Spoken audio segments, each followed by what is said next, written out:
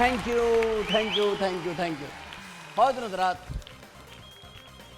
शरीफ show, और मुझे यकीन है कि आज भी मेरे सामने शुरफा ही बैठे हैं और मेरे प्रोग्राम को शरीफ लोग देखते हैं, क्योंकि अगर कोई शरीफ नहीं है वो भी देख रहा है तो यकीनन प्रोग्राम देखने के बाद शरीफ हो जाएगा। क्योंकि हम प्रोग्राम नहीं करते, ये प्रोग्राम हम कोई लाफ्टर्स के लिए नहीं करते हैं, हम एक्चुअली बुलाते उन शख्सियात को हैं जिनसे माशरा भी सवाल करना चाहता है, पूछना चाहता है, हम भी चाहते हैं। और हम में यानी मैं भी आप में से ही हूँ, मैं भी आवाम हूँ, मुझे भी महंगा चीज़ महंगी लगती है, ख़राब चीज़ ख़राब लगती है, मुझे भी बिजली का प्रॉब्लम होता है, मैं को रोबोट नहीं हूँ बैटरी लगा के चल जाऊँ, इंसान। आज का जो मुल्क की सूरत हाल है, इसमें तमाम लोग जो हैं वो देख रहे हैं एक ही सिमत में, और वो सिमत है कोर्ट, अदालत, इंसाफ का दरवाज़ा, कि इंसाफ के दरवाजे से अब क्या हुक्म आता है हम गरीबों के लिए। क्योंकि इस मुल्क के गरीब लोग अब तवक्को कर रहे हैं अदालतों से, क्योंकि अदालतों के लिए अवाम ने भी बड़ी स्ट्रगल करी और ख़ुद वकला ने एक बहुत बड़ी तहरीक चलाई, और उस तहरीक में उन्होंने बहुत तकलीफ़ें उठाई, बहुत स्ट्रगल किया, बहुत मेहनत की और बहुत जिद्दोजहद की उन्होंने। और जिद्दोजहद में उनको अल्लाह ने कामयाबी भी दी, कामयाब होकर वो अपनी सीटों पे वापस भी आ गए। आने के बाद उन्होंने क्या किया, हम उस सवाल को लेकर के आज के अपने मेहमान को आपके सामने बुलाएंगे। लेकिन मेहमान बुलाने से पहले हमारी मजबूरी, हमारे साथ, हमारे चैनल के साथ भी पेट लगा हुआ है, पापी पेट, जिसके लिए कमाना पड़ता है। और इस पापी पेट के लिए हम लेंगे एक छोटा सा ब्रेक।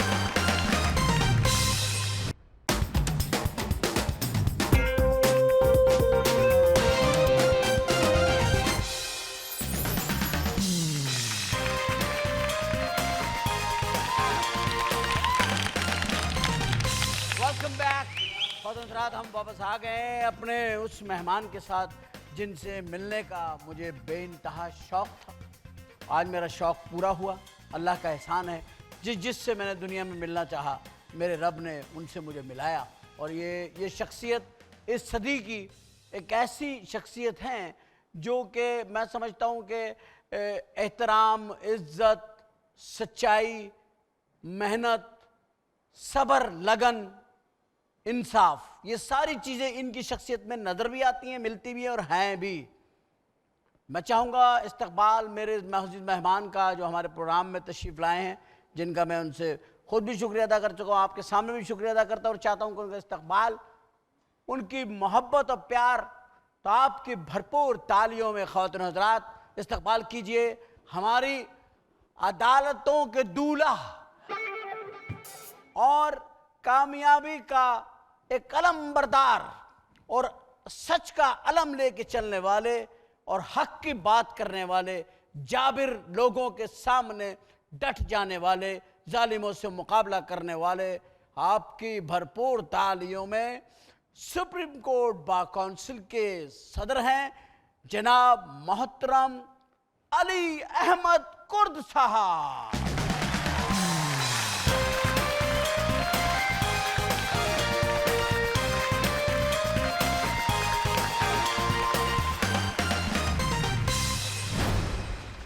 बैठे आप पहले तशरीफ रखें। नहीं सर, हम तो आवाम हैं। मैं आवाम में से भी बिल्कुल एक फर्द हूँ। एक साथ बैठते हैं, एक साथ 1 2 3।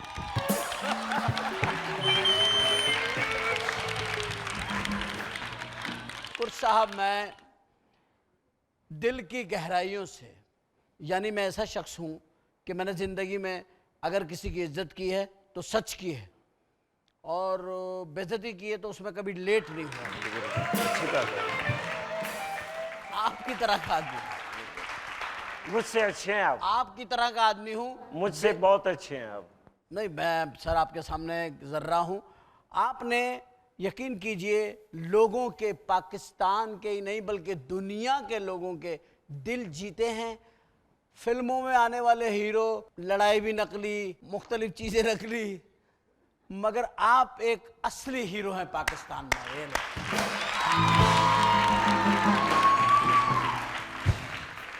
उमर शरीफ साहब, अभी आप मेरे नाम के हवाले से एक बात आपने कही और सच्चाई के हवाले से आपने मेरा जिक्र किया, जी, तो आपने ये गवाही दी कि मैं सच्चा आदमी हूँ। मैं अपनी पूरी सच्चाई के साथ ये आपको कहता हूँ कि मुझे आपसे जो मिलने का शौक़ था, उसी शौक़ में मैं आया और मुझे आपको मिलने से, जितनी आपको मुझसे मिलके खुशी हुई है, मैं समझता हूँ मुझे आपसे मिलके ज़्यादा खुशी हुई है।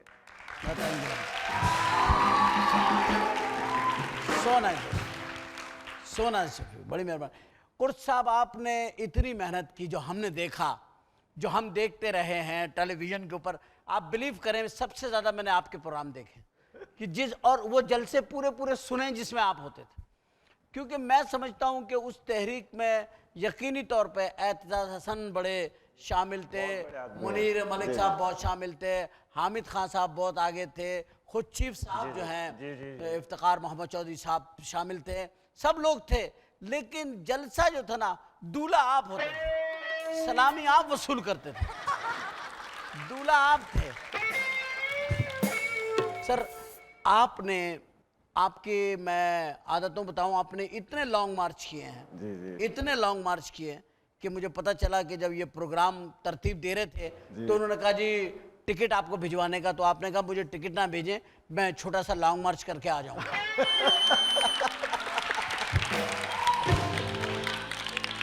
अपनी जिंदगी का आगाज आपने किया, मेरे पास जो मालूमात है, आपने सच का अलम लेकर आप चलते रहे, अंत तक मेहनत की, आपने पुलिस की मारें भी खाई, गिरफ्तारियां भी हुई, हम टीवी पे देखते रहे।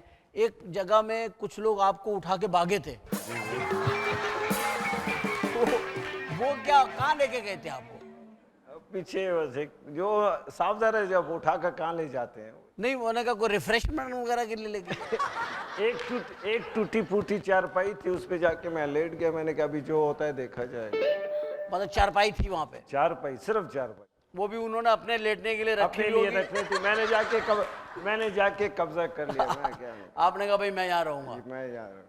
सिर्फ बात इतनी है कि लोगों को इंसाफ मिलना चाहिए, इंसाफ मिलना चाहिए, बिल्कुल इंसाफ। अब लोग जो हैं अदालत की तरफ देख रहे हैं जी कि अब इंसाफ मिलेगा। जी मिलेगा, और मुझे यकीन है मिलेगा। और पता है क्या, आप जैसे आदमी ही दिलवा सकते हैं। सबसे पहले आप पकड़े बिजली के चोरी करने वाले। इतनी बिजली चोरी हो रही है जितनी बिक नहीं रही है, जितनी बिल्कुल चोरी, बहुत इतनी चोरी हो रही है, लोगों को बेचारों को समझ नहीं आ रहा वो क्या करें। उनके ऊपर आसमानी बिजली गिर जाए उस पर भी खुश होते कि चलो मोहल्ले में बिजली तो आई है। आपने बिजली की चोरी की बात कही, मुझे एक केस याद आ रहा है। सुनाया मुझे वो भी बिजली चोरी का केस था, मगर मैं आपको ईमानदारी से बताता हूँ, मुझे उस वक्त पता चला जब वापडा वालों ने आकर कहा साहब आपने ये केस लिया। मतलब आप लड़ रहे थे एज ए वकील? जी, मैं वो, आप यूँ समझे बिजली चोरी के हवाले से मैं लाइन जा रही है, गालबन कोई 1.5 फरलांग से जो बिजली की वायर है, जो मेन लाइन है, वहाँ से 1.5 फरलांग ये कोई आप समझे 3 फुट ज़मीन को काट के ये लाया, और बाकायदा चूना बनाने का, लाइमस्टोन का जो है बट्टी लगाई हुई थी उसने। और वापडा वालों ने कहा साहब ये इतना बड़ा चोर है, इसके खिलाफ तो हमने वो जो हम मतलब हमें जिसने लॉस दिया वो गालबन 3.5 करोड़ रुपए का, जिसका केस आप लड़ रहे थे उतना ये नुकसान पहुंचाया। हाँ। आप जीते थे या हारे थे केस? मैं इत्तेफाक से मैं जीत गया था।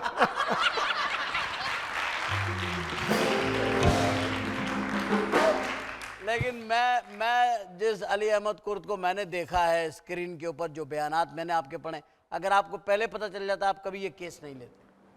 हाँ, इखलाकी तौर पे तो ये केस नहीं लेना चाहिए। अच्छा सर, ये आप केसेस जो लेते हैं, इसमें आप हर किस्म के केसेस लेते हैं? जी यार किस मजलूम खवातीन के केसेस भी आपने लड़े जी होंगे। बिल्कुल। आपको औरत कहाँ मजलूम नजर आती है? जब उसको तलाक हो रही होती है अदालत में या वो तलाक ले रही होती है, तो आपको कौन मजलूम लगता है, शौहर? नहीं, हमारे माशरे में तो मेरे ख्याल में हकीकतन सबसे मजलूम अगर है वो औरत है और खातून। औरत।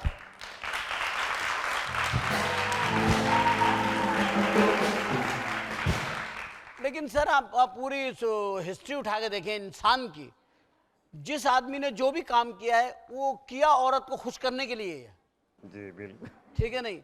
अगर मजनू ने पत्थर खाए तो लैला भाभी के लिए, अगर रांझा गाय नहलाता रहा नहर के किनारे खड़े होके तो हीर भाभी के लिए। बिल्कुल।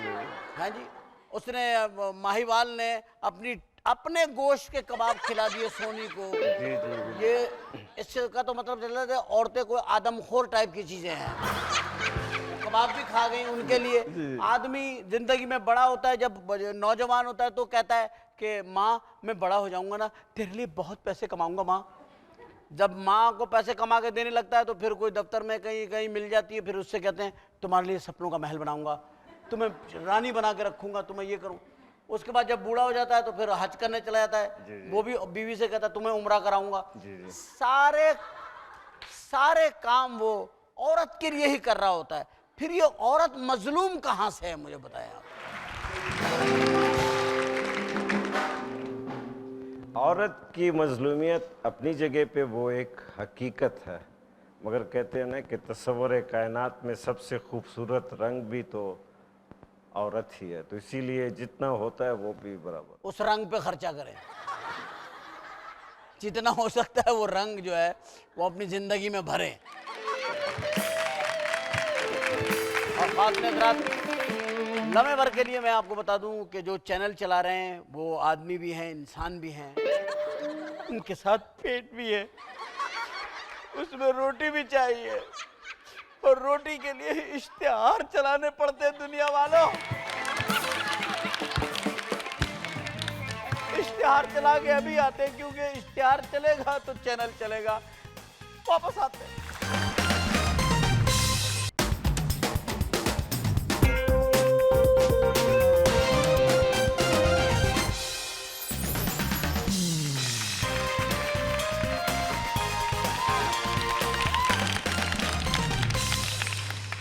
Welcome back.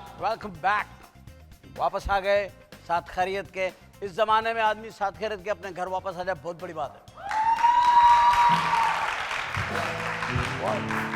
बहुत बड़ी बात है आदमी घर वापस आ जाए, वरना कहीं ना कहीं किसी ना किसी जगह, किसी नुक्कड़ पे, किसी कोने में कहीं कहीं से कोई ना कोई निकल के आराम से कह देता है गाड़ी मुझे दे दो, टेलीफोन इसे दे दो, पैसे उसे दे दो।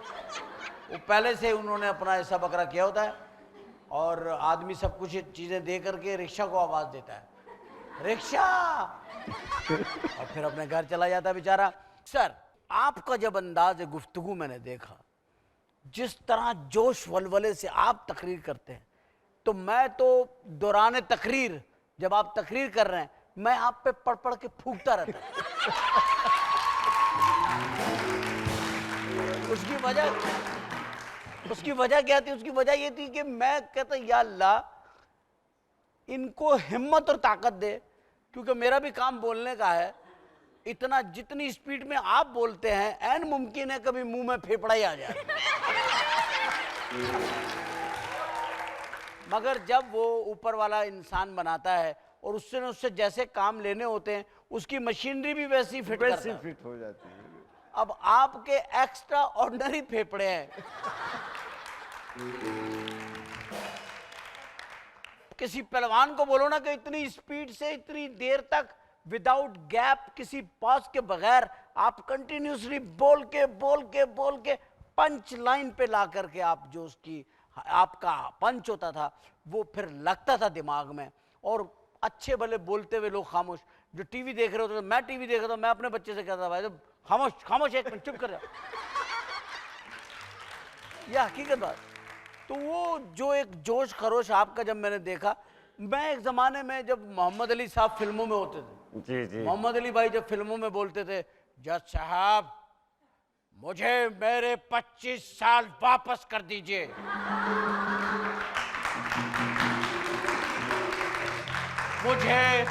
मुझे मेरी जवानी लौटा दीजिए जज साहब। तो जो जज सामने बैठा था तो वो बूढ़ा आदमी होता था। वो कहता था यार मेरे पास जवानी होती तो मैं यहाँ बैठा होता।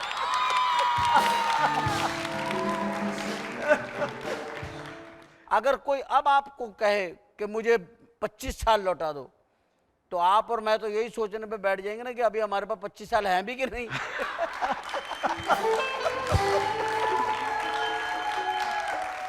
आदमी वही देगा जो उसके पास है ना, जब भाई नहीं तो फिर। आपको फिल्मों में कौन अच्छा लगता है? कभी फिल्में देखते हैं आप बहुत जब नौजवान होंगे आप? बहुत नहीं, नौजवान तो अभी भी हूँ मैं। कौन फेवरेट आर्टिस्ट था? उस जमाने में तो दिलीप कुमार, राज कपूर, और उसके बाद एंग्री मैन अमिताभ बच्चन। अमिताभ बच्चन, वो आप में नजर आता है। एंग्री मैन, एंग्री मैन, उसका स्टाइल, उसका स्टाइल है। मैं कहता हूँ अगर आदमी में स्टाइल नहीं तो आदमी नहीं है, तो स्टाइल तो होना चाहिए। क्या बात है।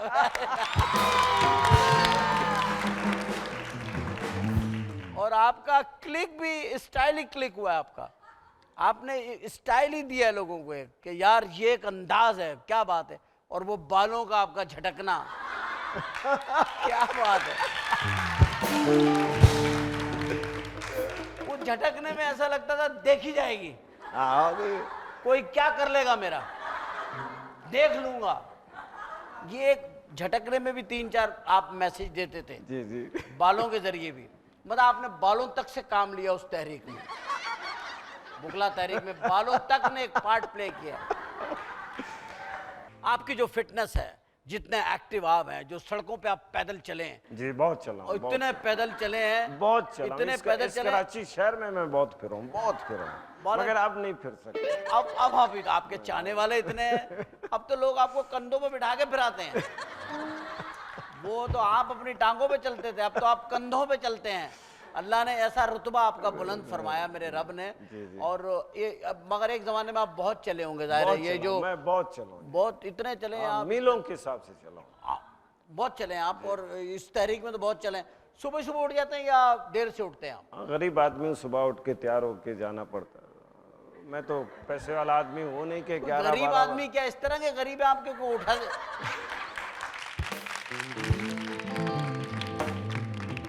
सर आप इस तरह के गरीब तो नहीं है ना कि कोई उठा देता, उठो गरीब सुबह हो गई। इतने गरीब भी नहीं है आप। मतलब है नहीं कि आप अल्लाह का एहसान है, शुक्र है, अपनी नींद सोते हैं, आदतन फितरतन उठ जाते होंगे ना जल्दी। जी जी जल्दी। मैंने सुना आप योगा भी करते हैं। हाँ बहुत जबरदस्त योगा करता हूँ। बहुत जबरदस्त। वो कितनी देर करते हैं आप? मूड पे होता है दरअसल। हाँ 1 घंटा तो लग जाता है। 1-2 घंटे कर? नहीं 2 घंटा नहीं, 1 घंटा। 1 घंटा बहुत। अच्छा योगा में क्या करना होता? सांस रोकना होता? वो वाली मशक करते हैं? हाँ वही करता हूँ। सांस रोक आलती पालती मार के बैठे, सांस रोक लिया, आंखें बंद, सुकून, कोई आवाज नहीं आ रही। हालांकि आवाजें आती हैं, लेकिन हम मगर आप समझें कि नहीं आ रही नहीं। लेकिन कानून अगर कान अपने बंद कर ले तो लोगों का क्या होगा? फिर तो 1 घंटे के लिए तो आप कान बंद करते हैं ना। जब आप योगा करते हैं, मैं समझता हूं कि योगा सबको करनी चाहिए। जी करनी चाहिए। जो लोग देख रहे हैं इस प्रोग्राम को, मैं उनसे रिक्वेस्ट करूंगा योगा करनी चाहिए कि वो कुर्द साहब को देखें, अली अहमद कुर्द साहब को, इनकी फिटनेस देखें और इनकी पिछली तहरीक में इनकी मोमेंट्स देखें। और जो जवान सुर्ख सफ़ेद वकला थे, उनके पेट निकले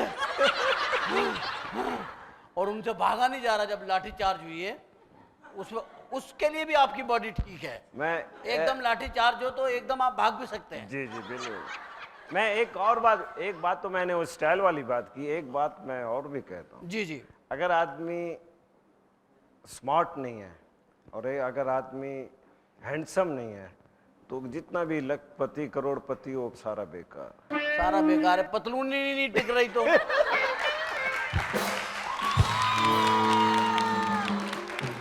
उस पैसे का मजा लेने के लिए आदमी को जो है पतला होना चाहिए। पतला होना चाहिए, स्मार्ट होना चाहिए।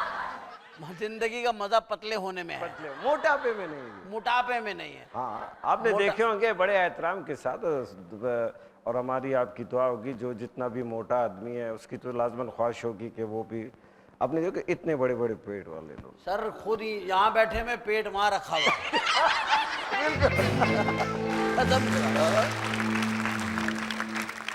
ये आपका ख्याल है किस किस लीडर को योगा करना चाहिए? ये आपका एक मुफीद मशवरा होगा थ्रू चैनल। मेरे ख्याल में सभी योगा करते होंगे।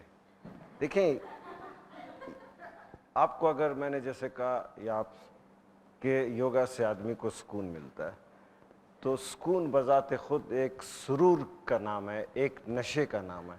तो ये तो सारे, कोई इक़्तिदार के नशे में, कोई पैसे के नशे में, कोई मालिक है अथॉरिटी के नशे में, ये सारा योगा करते हैं मेरे ख्याल में। ये उस वाले नशे का योगा उस नशे का योगा। आप आलती पालती वाले नशे में हैं। आलती पालती।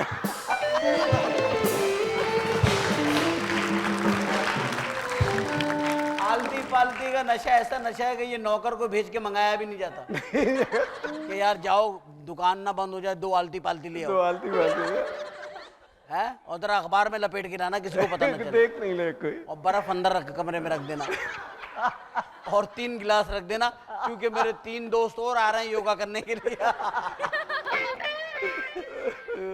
रोमांटिक फिल्में देखते हैं आप? वो खामखा देखना पड़ता है। नहीं देखते हैं आप? जी जी देख। करीना कपूर को भी गाने देखते होंगे आप उनके?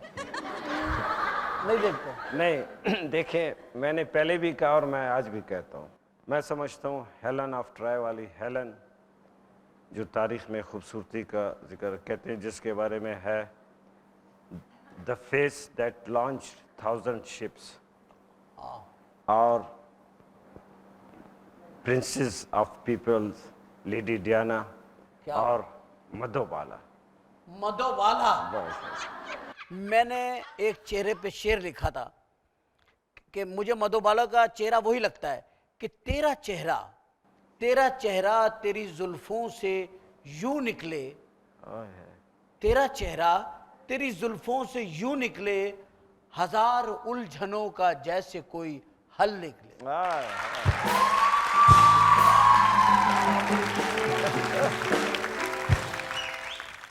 ख़वातीन और हज़रात, गुफ्तगू का सिलसिला जारी है और मुझे आज इंटरव्यू करते वक्त इतनी मसरत हो रही है, इतनी खुशी हो रही है कि मैं इस सदी के उस शख्स के साथ बैठा हूँ जो इंसाफ का अलम ले करके निकले, हक की आवाज़ बन करके निकले। हमारी एक तवक्को और भी है अल्लाह से कि अल्लाह हमें पैसा दे, दौलत दे, और दौलत मिलती है ब्रेक से, तो चलते हैं ब्रेक पे।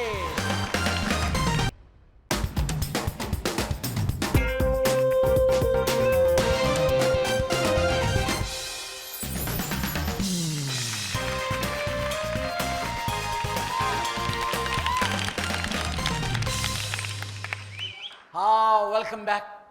हम फिर वापस आ गए। आखा मैं आ गया। प्यारे दोस्तों, देखने वालों, अब तक आपने देखा कि हमने अली अहमद कुर्द साहब के साथ बात करी, वो सारी बातें जो आप चाहते थे कि वो बताएं।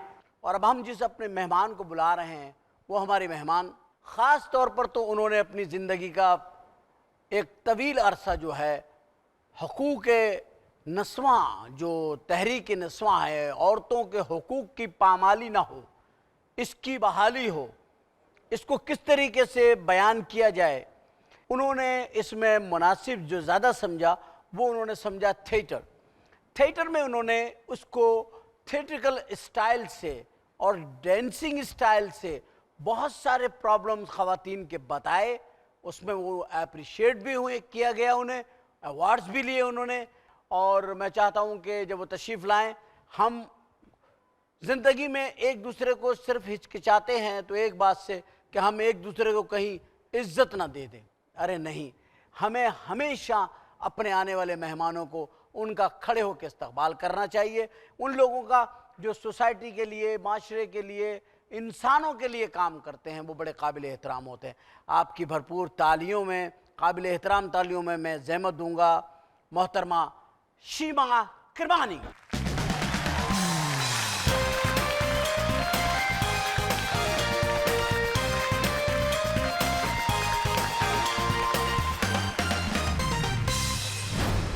मैं आपको शरीफ शो में इंतहाई शरीफाना तरीके से सबसे पहले तो खुशामदीद कहता हूँ। और इस वक्त आप इस मुल्क की एक ऐसी शख्सियत के साथ तशरीफ़ फरमा हैं, इनके तारुफ की ज़रूरत नहीं है। अली अहमद कुर साहब ये बार कौंसल के, सुप्रीम बार कौंसल के सदर भी हैं और एक बेहतरीन इंसान हैं। आप ही की तरह हकूक़ की आवाज़, इनका भी यही फ़िलासफ़ी है ज़िंदगी की कि मज़लूम के साथ रहें, ज़ालिमों की बैठक इन्हें पसंद नहीं है। आप भी उसी ही कबीले से ताल्लुक़ रखती हैं जो कबीला इनका है, कि वो कबीला जो किबला दुरुस्त करवाता है। और मैं बहुत ही, अब मेरे प्रोग्राम के लिए बड़ी ऑनर की बात है कि आप तशरीफ़ लाई हैं। आपका ज़िंदगी का जो आगाज़ है, कि उससे पहले मैं ज़रा थोड़ा सा आपसे दरख्वास्त करूँगा कि आप ज़रा थोड़ा सा इस स्क्रीन को देख लें। कुर साहब आप भी देखें इसको ज़रा थोड़ा सा।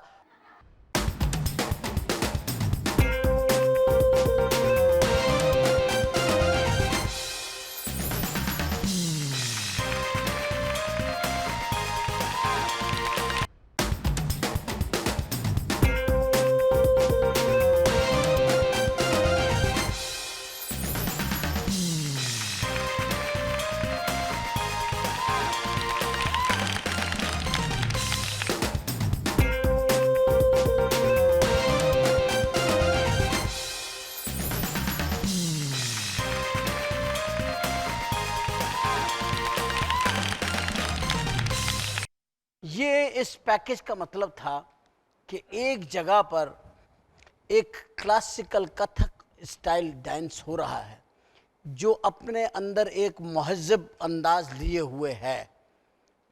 एक रक्स वो होता है जो खुशी की कैफियत में होता है, जो आप लोगों के वकला कर रहे थे, वो भी एक रक्स की कैफियत होती है। और एक रक्स वो था कुर्द साहब जो कि अरेंज रक्स है, जिसके लिए डीसीओ भी परमिशन देता है, जिसके लिए लिख के भी देना पड़ता है, जिसके लिए गाना भी चूज़ करना पड़ता है, जिसके लिए ऑडियंस आती भी है देखने। सवाल ये पैदा होता है कि फिर उसके ऊपर छापा क्यों पड़ता है?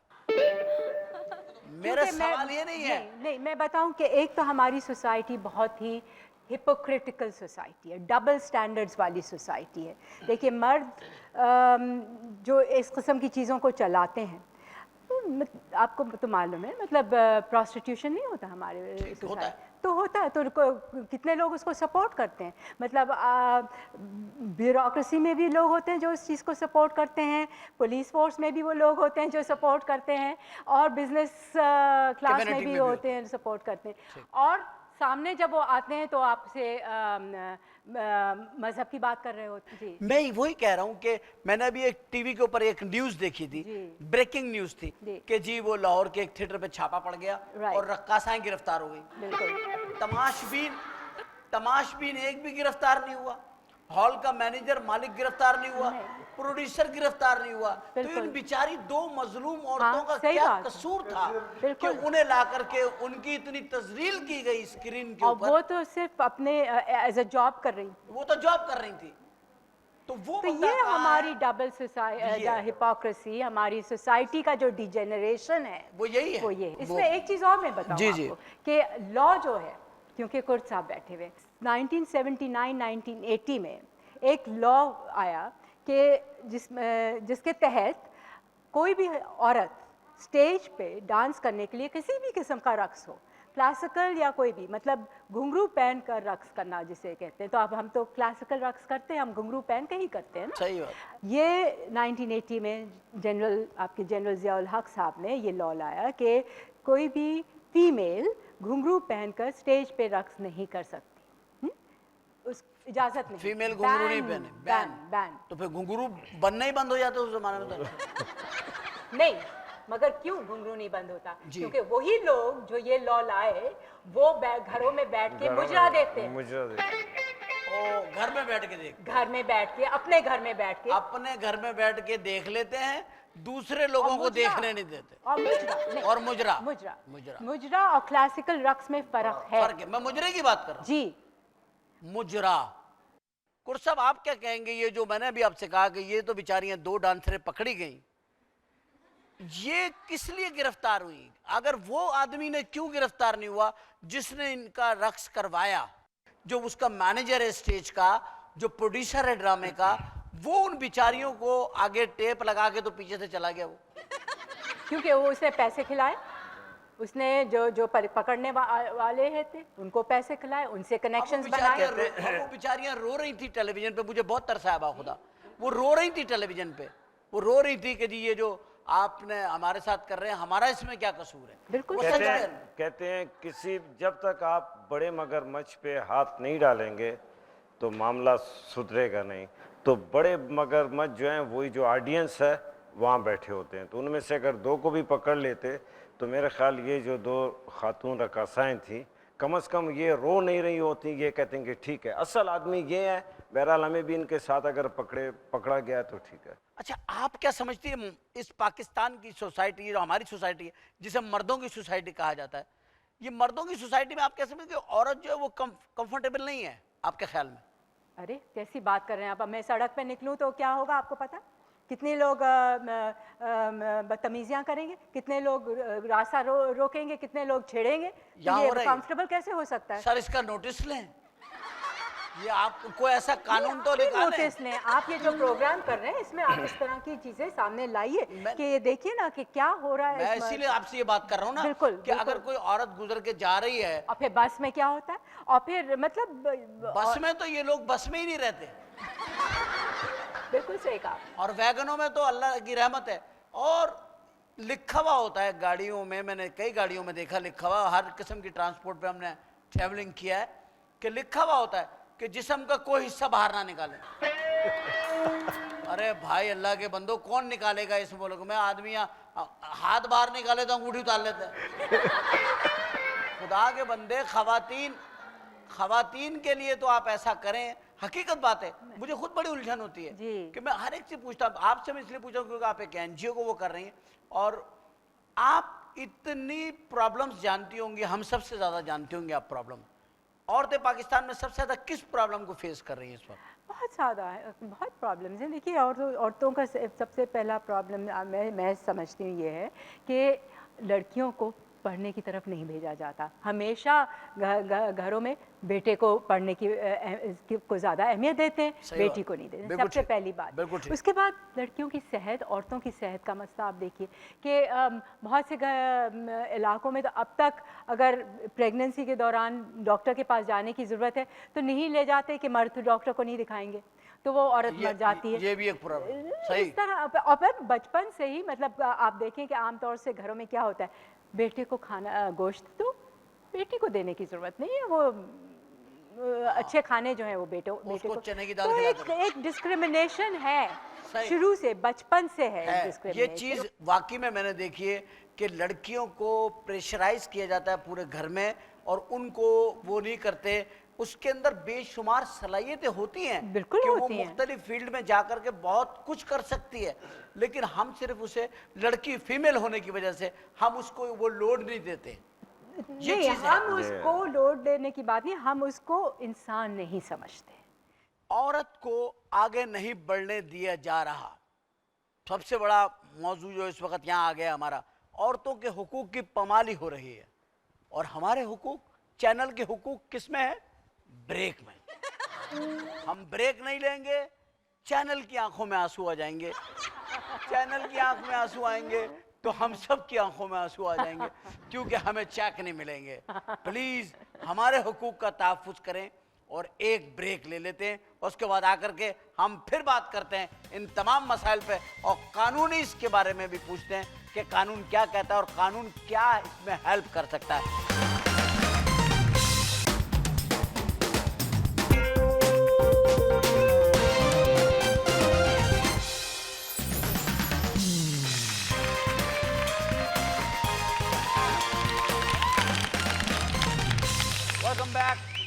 वापस आ गए हम। छोड़ के गए थे गुफ्तगू आपके पास, अपने कुछ लफ्ज अमानतन रखे थे हमने, और वो ये थे कि हुकूक की पामाली हो रही है और जो होना चाहिए वो नहीं हो रहा है। कानूनी माहिर तरीन और कानून की तहरीक चलाने वाले और ख़वातीन की तहरीक चलाने वाले, दोनों तहरीकों के लोग हमारे पास बैठे हैं, और हम वो लोग हैं जो तहरीकों के अंदर साथ साथ चल रहे होते हैं।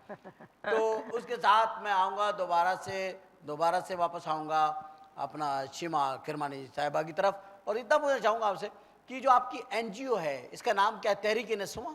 तहरीक-ए-निस्वां, तहरीक-ए-निस्वां एक NGO है। जी। हमारा जो है तहरीक-ए-निस्वां, ये एक तरह से कल्चरल ग्रुप है। डांस, थिएटर, म्यूज़िक, इन चीज़ों को की निस्बत से, इन चीज़ों को बल्कि ले करके हम अपना एक तरह से ये कह लीजिए कि मैसेज। हमारे यहाँ एक NGO का कॉन्सेप्ट ये है कि कोई इदारा जो कुछ लोगों की मदद करता है। NGO कॉन्सेप्ट पाकिस्तान में जो है वो ये है कि कोई एक ऐसा इदारा बनाया जाए जो कि अब कोई आपने फील्ड चूज़ कर लिया, फिर आप उसमें उन लोगों की, उससे जो लोग रेलिवेंट हैं उनकी आप कोई हेल्प करते हो। हमारे यहाँ NGO कॉन्सेप्ट ये है। तो आप जो करती हैं रक्स, थिएटर या ये शोज़ करते हैं या ड्रामे करती हैं, तो उसमें आप उन लोगों को लेती हैं जो मतलब जिन्हें काम नहीं मिल रहा या जो घर बैठे हुए हैं, जिन्हें ज़रूरत है रोज़गार की, इसका NGO कॉन्सेप्ट क्या है? नहीं, NGO कॉन्सेप्ट तो हमारा सिर्फ ये है कि ये एक तंजीम है जिसका किसी भी हुकूमत से कोई ताल्लुक नहीं है। नहीं, हुकूमत से ताल्लुक नहीं, फंड तो आप ले रही हैं ना? नहीं, हमको कोई फंडिंग नहीं। आप कोई फंडिंग नहीं होती? हम कोई फंडिंग तो नहीं। ये आप खुद करती हैं? जी हाँ, ये तो जो मैं ये बयान कर रही हूँ आपसे कि ये एक कल्चरल तंजीम है जो कि लोगों के सामने परफॉर्मिंग आर्ट्स को इस्तेमाल करते हुए एक मैसेज या एक सोच सामने ला। जो हम बात कर रहे थे औरतों के हुकूक के या मजलूम लोगों के हुकूक के, मिसाल के तौर पे जब शादी होती है तो जब निकाह पढ़ाया जाता है तो मौलवी का फ़र्ज़ है कि वो और जो लड़की है और उसके जो घर वाले हैं उनको उसको बताए कि तुम्हारा ये हक़ है कि अगर तुम्हें तलाक़ का हक़ लेना है तो ये तुम अभी लिखवा लो कि तुम तलाक ले सकती हो, और ये बताना है उसको का फ़र्ज़ है कि ये हक़ तुम्हारा है, से तुम इस्तेमाल कर सकती हो और ये तुम्हारा हक़ है। आप उसे परफॉर्मेंस के जरिए बताती है ना? जी, आपका तरीकाकार है कि आप परफॉर्म करके बता देती है ये बात, जो चिल्ला के बता रहे हैं या बिल्कुल या आप उसे करके दिखा रही हैं कि ये है एक ड्रामा कर दिया। समझ गया मैं। हाँ। तो आप तलाक का हक औरत को, इंडिया के अंदर तो औरतें तलाक देती हैं इंडिया में, आप चाहते हैं पाकिस्तान में भी ऐसा औरतें तलाक दें? मुझे ये बता के क्या कह रहे हैं आपके? नहीं, औरतें हिंदुस्तान में औरतें तलाक देती हैं, आप क्या चाहती हैं पाकिस्तान में भी औरतें तलाक दें? एक औरत घर में नहीं, आदमी घर में रहेगा। बहुत अच्छी बात। सारे मर्दों को तलाक हो जाएंगे। अच्छा, मेरा ख्याल है तलाकों के ढेर लग जाएंगे। कुर्स साहब, आप मुझे बताइए, इन्होंने ये बड़ी अच्छी दिलचस्प बात कर दी कि ये जो औरतों के हुकूक के ऊपर ये ड्रामाटाइज करके उसको करती हैं और उसको सिचुएशनल बनाती हैं, या उसको फिर अपने जो इनके पास एक फ़न बहुत कुदरत ने इनको अता किया है कथक का, और भरतनाट्यम करती हैं, उसमें ये मैंने सीखा है ना आपने? बहुत मेहनत करके सीखा है। अल्लाह ने आपको समझ दी तो आपने सीखा है। पता नहीं ये समझ की बात है या नहीं, मगर ये मैंने सीखा, और मैं समझती हूँ मेहनत करके कोई भी सीख सकता है, कोई भी अकल से ही सीखता है, अकल से, और अकल अल्लाह अता फरमाते हैं। अच्छा, जैसा ये कोई चाइना नहीं देता, बेहतर पता नहीं चाइना नहीं देता, अल्लाह देते हैं अकल। मकसद कहने का मेरा यह है कि जो भी आपके पास अकल है उसका इस्तेमाल करके आपने इसको अच्छी शेप में ले आए और आपने उसको एक तरीके से एंटरटेनिंग कर दिया प्रॉब्लम को। प्रॉब्लम तो है वो अपनी जगह पर, वो स्टिल प्रॉब्लम इज देयर, मगर आप उसको कर रहे हैं एक एंटरटेनिंग स्टाइल में ताकि पब्लिक बोर ना हो। लेकिन आप इतनी अच्छे मैसेज को, इतनी अच्छे स्टाइल को आप कमर्शियल थिएटर में क्यों नहीं लाते? इसको टिकट लगा क्यों नहीं करते? हाँ बिल्कुल, टिकट लगा के भी करते हैं, बल्कि टिकट ही लगा के करते हैं, और ऐसा टिकट लगाते हैं कि ज़्यादा से ज़्यादा लोग आकर के देख सकें। वो ही ना, मतलब ये है कि कम से कम टिकट है तो टिकट पे करते हैं, जाहिर टिकट पे इसको करें, ज़्यादा इस चीज़ की अवेयरनेस होनी चाहिए। जी। सब अब मैं आपसे एक बात ये पूछना चाह रहा हूँ कि हमारे मुल्क में ये एक तहरीक-ए-निस्वां चला रही हैं, और ये रक्स, इनका मेन जो इनका जो फोकस है वो रक्स है। जबकि ये हम जिस सोसाइटी में वहाँ रक्स जो है ना वो एक बड़ी मायूब चीज़ समझी जा रही है, और कोई भी नहीं चाहेगा कि उसकी लड़कियां जा करके डांस सीखें, लेकिन डांस देखने के शौकीन बड़े हैं। हैं? इस बात के अंदर मैं, आप क्या समझते हैं किस हद तक ये इसको, कहां तक इसको रन कर सकेंगी इस तहरीक नस्वां को? अभी मैंने पूछा इनसे, इन्होंने फरमाया कि 30 साल से ये जो जिनको आपने एनजीओ का 30 साल से चला जी, तहरीक निस्वां मैंने कायम किया था तहरीक- 1979 में, जब से 30 चला। साल जब से चला रहे हैं आप। अब कितको मेंबरशिप है इसकी? मेंबरशिप है, ग्रुप है समझिए। ये कितना बड़ा ग्रुप है आपका? मतलब एक कोर ग्रुप तो 10-12 लोगों का है, मगर जब जरूरत होती है तो और लोग आ जाते हैं। कितने आ जाते तो हैं एक friends मैक्सिमम? of- आपके अब तक कितने मेंबर हैं? नहीं, मेंबर तो हमको बनाने की जरूरत ही नहीं। नहीं, वैसे कितने? मतलब 8 लोग अगर आपके सपोर्टर्स साथ हैं, मतलब कभी परफॉर्मेंस करते हैं तो 1000 लोग भी आ जाते हैं। 1000। अब मैक्सिमम हम कहते हैं आपने 32 साल के अंदर इस काम से 5000 बंदे वो कर लिए। नहीं नहीं नहीं, हमने बहुत लोगों को दिखाया। हमने शहरों में किया, हमने गांवों में जा करके किया है, हमने छोटी बस्तियों कच्ची आबादियों में जा करके किया, जहाँ पे हर दफ़ा एक शो करते हैं। अगर हम हर महीने मिसाल के तौर पे औरंगी जाते हैं तो वहाँ पे एक शो में 400-500 लोग तो कम से कम देखते हैं। और अगर हम 2 दफ़ा जाते हैं वहाँ पे, खवातीन होती है? नहीं नहीं, मिक्स्ड होता है। मिक्स लोग। मिक्स्ड लोग। सब कोई ऐसी शक्ल बन सकती है कि हम ऐसी चीज़ों को कोई कानूनी शक्ल दे सकें कि जो छोटे छोटे इलाकों में जहाँ जाती हैं ड्रामा देखने, वहाँ पे जहाँ लेके जाती हैं, परफॉर्म करती हैं अपने ग्रुप के साथ, क्या ऐसा मुमकिन है कि वहाँ पर बाकायदा ऐसे बना दिए जाए, बनाने हुकूमत ऐसे छोटे छोटे हॉल बना दे? बिल्कुल, होना भी यही चाहिए। छोटे छोटे हॉल और बना हम दे, तो- कम्युनिटी सेंटर जिसको कहते हैं। जी। अगर वहाँ पे कम्युनिटी सेंटर्स बन जाए कितनी और अच्छी वहाँ बात पर हो। जा करके लोग वो परफॉर्म करें, परफॉर्म तो करें, इनको- लोग देखने आए। इनको जो वो दिक्कत होती होगी ना अरेंज करने जी, जी, की जी, और जी। थिएटर बनाने की, स्टेज की, बिल्कुल, बिल्कुल। और जाहिर है तंबू कनातों के ये सहारा लेते होंगे सही बात। डेफिनेटली। तो क्या ये ऐसा करना आजकल तो बहुत आसान है, ये हर इलाके में जमीन भी है, जराए भी हैं, बजट भी है, तो ऐसा ऐसा क्या बोलते हैं? नहीं, आने को तो हर हुकूमत ये कहती है कि वो आर्ट फन वगैरह की कदर करती है, और वो हमेशा ये कहती भी कि इसकी इम्प्रूवमेंट, इसके डेवलपमेंट में जो वो कर सकती है हुकूमत, वो कहते हैं। तो हमारी हुकूमतें तो ये मगर अब तक आर्ट की किसी हुकूमत प्रमोशन ने तो कुछ बहुत नहीं बड़ी किया।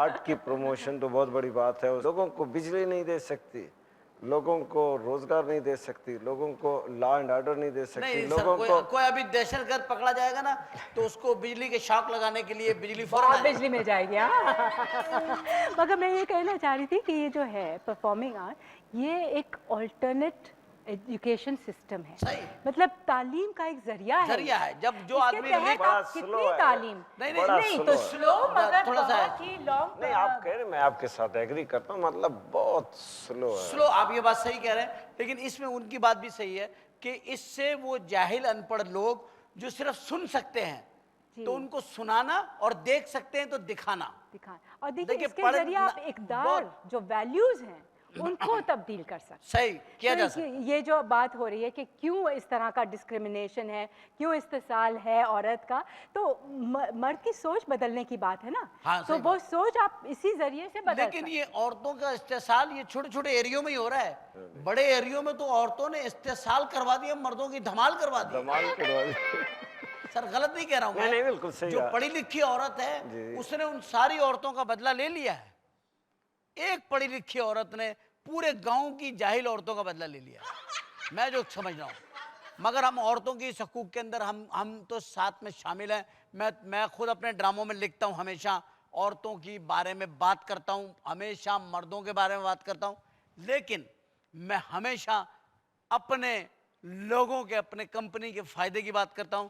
और फायदे की बात होती है उसी में कि जब एक ब्रेक आता है, छोटा सा ब्रेक, फौरन वापस आते हैं, मामला गर्मा गर्म है। अभी आपके साथ बात करता हूं मैं वापस आकर। Thank you.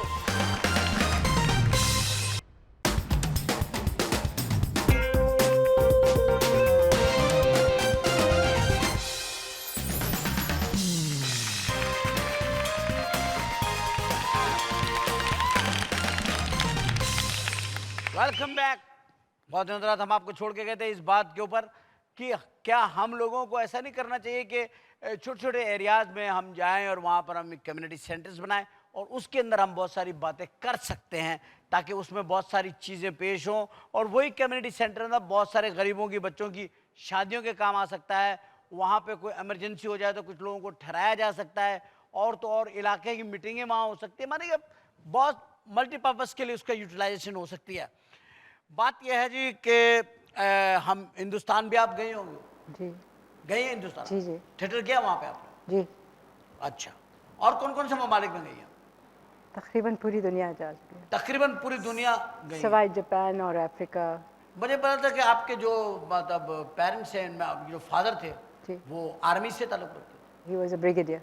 He was brigadier. तो ये जो आर्मी डिसिप्लिन होता है, इसमें से सीमा किरमानी कैसे निकले और कैसे रक्स में जाकर के उस चीज को जो मर्दों की सोसाइटी है, मर्दों के और फिर वो भी ब्रिगेडियर मर्द जो कि सही होते हैं जी, उसमें से कौन सी जुर्रत आपको बाहर लाई, कौन सी इंस्पिरेशन थी, क्या सोर्स थी आपकी? देखिए, ये सारी चीज़ें करने के लिए भी बहुत डिसिप्लिन की ज़रूरत होती है जो मैंने बचपन में सीख लिया था। नहीं, तो हो सकता है, देखें आप तहरीक निस्वां चला रही हैं, इस वक्त बेशुमार बच्चियां खवातीन सामने बैठी हैं और बेशुमार इसको देख रही होंगी। जी, सवाल ये है कि इस वक्त अगर आप ये तरकीब नहीं बताएंगी तो आपकी तहरीक के मेंबर जो है ना वो नहीं बन पाएंगे। आप बताएं, तरकीब बताएं देखिए कि मेरे तरकीब पापा ये है, एक तो ये कि हमारे बचपन में जो अपब्रिंगिंग थी, जो तालीम दी जाती, उसमें रक़्स, मौसीकी, शायरी, थिएटर, ये सब चीज़ों का दखल था। ये कहाँ होता था ये?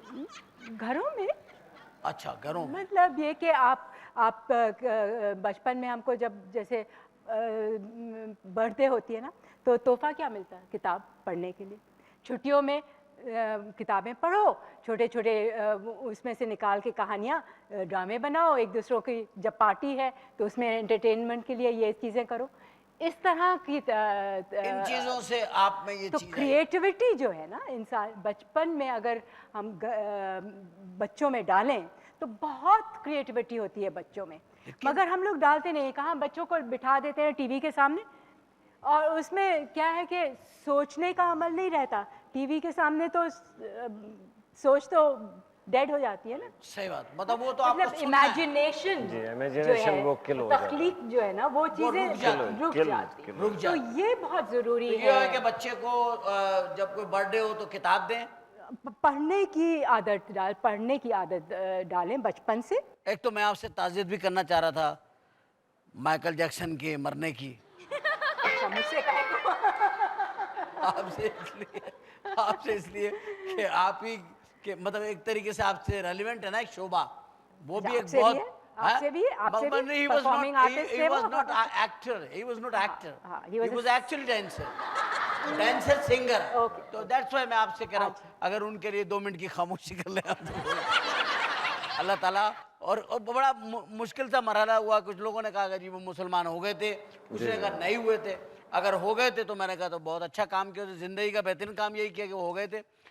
आपने बताया कि आपको क्योंकि तरबियत ऐसी मिली, आप बर्थडेज के अंदर आप लोगों को किताबें मिल गई, हाँ, कभी और कोई सोचने का अमल, सोचने पढ़ने का अमल, कर- तहकीक का अमल, और क्रिएटिविटी को उजागर करने का। उजागर करने का बचपन से ही। सही। तो ये सारी चीज़ें, और फिर एक्सपोजर म्यूजिक से, डांस से सुनने के लिए, सुनने के classical लिए मिल रहा है। music, ठीक, ये सही, तो सही बात। इससे बहुत फर्क पड़ता है। बहुत फर्क पड़ता है। और फिर कुछ आदमी की अपनी नेचर में होता है, आपने के अपने नेचर में जो होता है। मैं natural- तो थी एक बागी बच्ची बागी।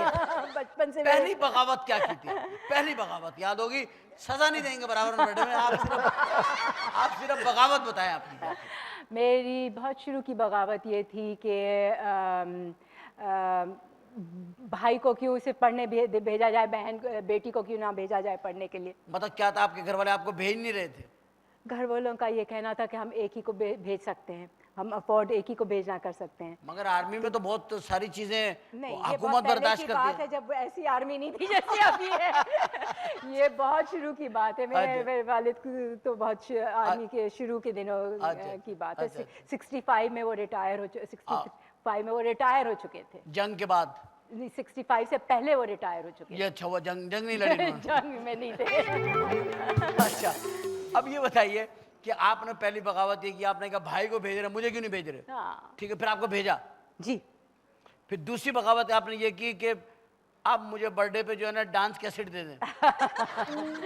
नहीं आहिस्ता आहिस्ता बगावतें आपकी बढ़ती जी गई, जी जी जी। और अब ये बगावत का आलम यह है कि आपने ये बगावत का आलम पूरी सोसाइटी के लिए उठा लिया है बिल्कुल कि जी जहाँ औरत का कि मैं वो करूंगी जो कोई और नहीं कर रहा। कोई रोज नहीं कर रहा, आपको मैं बताता हूँ जो कोई और ये नहीं कर मैंने रहा। जब शुरू किया था करना, जब इस पे मैंने जैसे बताया बैन लगाया गया था 19 लेट 70s अर्ली 80s से मैंने तय कर लिया था कि मुझे कि रक्स मैं ये करूंगी और मैं देखती हूँ मुझे कौन रोकता है। कौन रोकता है? कोई नहीं रोक पाया। कोई नहीं रोक पाया। अब इसका मतलब हुआ बल्कि कि देखिए कुर्स साहब भी रक्स कर रहे थे। कुर्स साहब ने तो धमाल डाला, धमाल। हाँ, तो रक्स धमाल ही है तो ना। धमाल तो रस्क नहीं, वज्द है। अभी आपने कहा वज्द नहीं है। तो वो सब रक्स है, रक्स के वज्द। मुख्तलिफ इकसाम है। आप इनसे पूछ लेते ना, रक्स सर के रक्स कर रहे थे या वज्द में थे आप? रक्स कर रहे थे। देखिए, मैं अभी मेरे हवाले से बात है, पता नहीं मैं कहना चाहिए नहीं चाहिए। तकरीर एक मौसीकी है, उसका अगर असर होगा तो लोग रक्स तो करेंगे। सही सही, बहुत उम्दा बात की। तकरीर रिदम बनाना, लफ्जों की एक लड़ी बना करके पंच लाइन पे लाके, और फिर देखिए कि कोई भी नहीं रोक सका रक्स को, कोई नहीं है रोक ना? सका। कितनी कोशिश कर ली बड़ी मगर गई। नामुमकिन सी चीज है। एक एक इंसान के अंदर एक कुदरती चीज है। जिस चीज ने होना होता है उसने होना होता है, और होने के लिए इंसान के पास हिम्मत का होना बहुत जरूरी है। हमारे पास दोनों ऐसे मेहमान आज तशरीफ फरमा थे जिन्होंने हर वो काम किया जो मुश्किल है। एक ने वो काम किया कि जो खवातीन को घरों में यानी कि नहीं इसको वो किया जाता, उन्होंने कहा मैं करूंगी और करके दिखाऊंगी। हुकूमत ने बैन कर दिया, उन्होंने नहीं छोड़ा, उन्होंने और उसे पक्का किया, और फिर हुकूमत के साथ भी टक्कर लेती रही, और अब वो खवातीन की वो एनजीओ चला रही है। खुदा इनको इनके मकासद में कामयाब करे। कुर्द साहब तो माय फेवरेट पर्सन, कि इनकी तकारीरों में मैंने वो इंजॉयमेंट की है। और कि आपने रक्स करना शुरू कर दिया।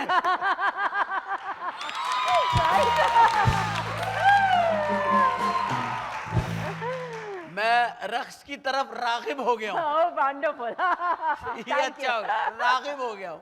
Okay. तो बहरहाल मैं आप लोगों का इंतहाई मशकूर व ममनून हूँ, और मेरे लिए इट्स ऑनर फॉर मी कि मैं आप लोगों के साथ बैठा हुआ हूँ।